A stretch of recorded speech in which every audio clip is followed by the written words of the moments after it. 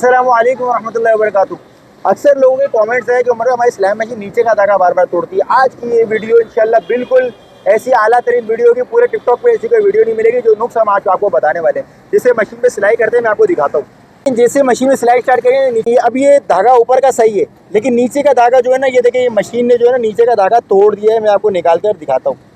ये देखें, नीचे का धागा तोड़ दिया मशीन ने। नीचे का धागा मशीन क्यों तोड़ती है, ये नुक्स मैं आपको बताता हूँ। ये देखें, ऊपर का धागा बिल्कुल सही है, ऊपर का धागा बिल्कुल सही है, लेकिन मशीन नीचे का धागा तोड़ रही है। नीचे का धागा तोड़ने की रीज़न क्या होता है? मशीन की बॉबिन केस हो जाते हैं ख़राब।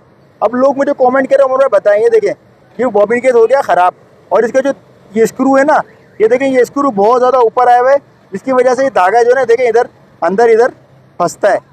ये देखें आप गौर से, ये देखें, धागा इधर अटकता है, जिसकी वजह से मशीन धागे को तोड़ती है। देख रहे हैं आप, ये देखिए, इधर ये स्क्रू के साथ जो है ना, ये देखिए आप, इधर ये धागा अटकता है और धागे को मशीन तोड़ती है।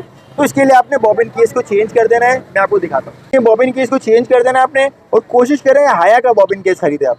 ये हाया कंपनी का बॉबिन केस है, ये बेस्ट होता है।